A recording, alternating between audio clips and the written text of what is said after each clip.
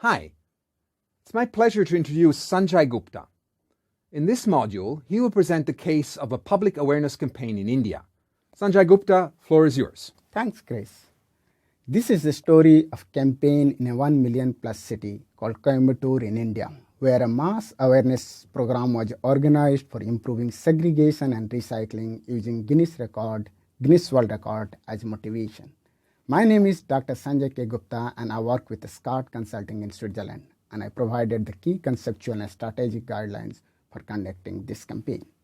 Most of us know that getting people to participate in waste segregation and recycling practices is often a big challenge.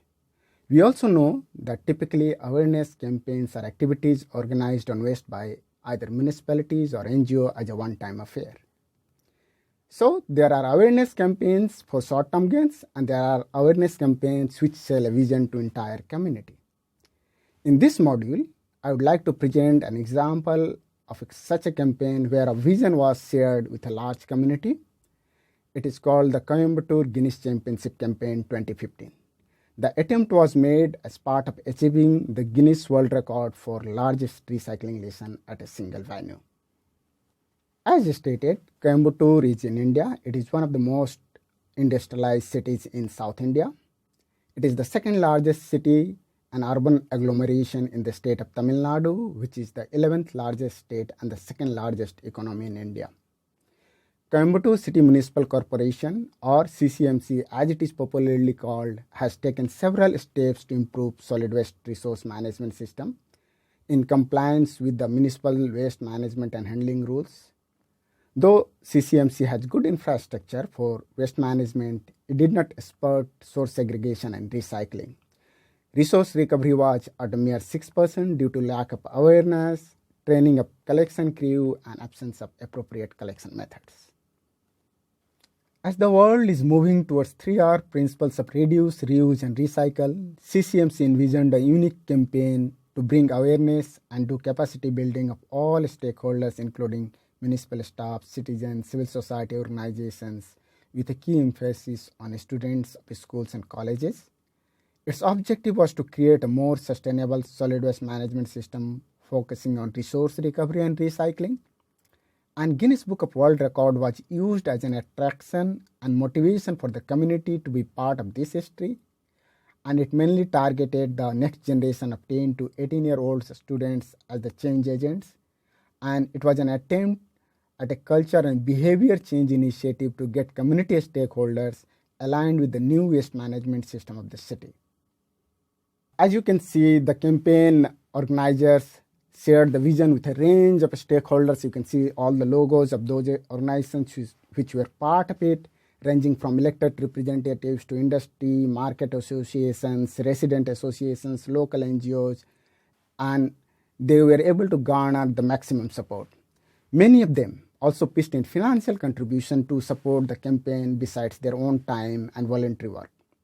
And many of these had never partnered with municipality or contributed financially. But this time, they did after sharing the vision of waste management services for the city.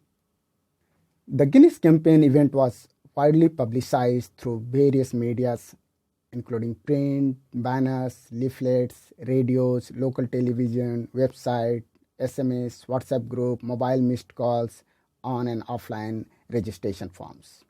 WhatsApp group messages and radio turn out to be very effective mediums to make people aware on what is going on. As the campaign got closer, the publicity was intensified to capture the attention of the public, again using the same mediums. And constant and consistent reminders were sent through SMS and WhatsApp messages.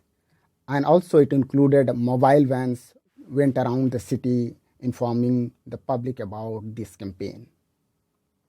Here we see the commissioner of Coimbatore explaining the rules for setting up this Guinness Book of World Records. The event was conducted as per the stringent rules of the Guinness Book of World Records through video recording of all the evidences. It had also an independent team of qualified auditors for physically verifying each and every aspect of the attempt before declaring the results.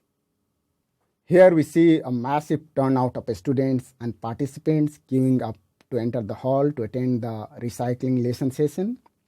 The participants' entry was video recorded with electronic barcode machines and mobile apps, and the final electronic count of participants stood at 12,994. The lesson plan was designed for 45 minutes divided into 4 distinct interactive sessions. These are some of the snapshots of the largest recycling lesson in progress. The methodology included visual slide presentations on large LED screens, verbal instructions from facilitators, and demonstrations which were live streamed. Interactivity was built in to ensure participation, and a set of activity flashcards that were given to the participants. This was followed by explaining what is the methodology of CCMC that has adopted to collect waste in a very source segregated manner from the households. A practical demonstration of the push cart with all the segregation system was put there that you can see in picture 3 and 4 of this slide. This you can see another picture of the largest recycling lesson in progress. The first part of the session was an icebreaker through a funny anecdote involving Yamaraj, or the god of death according to Indian mythology. As the caretaker of hell, Yamaraj is faced with a space crunch and he tries to find another plug-and-play space for hell, and he stumbles upon dump sites in the country, which are even worse than hell, to punish those who commit sins. He describes the current behavior of waste management by people as sins and the dump sites as hell on earth. The participants were to answer where the hell or the dump site is in their city and what is the name of that hell or the place, the dump site. The second part was an interactive session of show, do, and check activity based learning for identifying different major streams into organics, inorganics, and hazards to provide a clear understanding of the segregation. From the set of colorful pictures and flashcards, the participants identified types of waste which needs to be put in appropriate bins. A formative assessment was built into the session plan to check the correctness of their choice and learn from their own mistakes, if any. This picture was to reinforce their role as a citizen, what they need to do, and what they need to promote as green ambassadors for their own localities. One key element of this campaign was that the students were requested to take the contest card to home and practice it for 7 days, and also doing the segregation at their own home. They were informed that 1,200 pushcards with 6 category source separation has been pressed into the services for litter-free and bin-free system for most of the wards.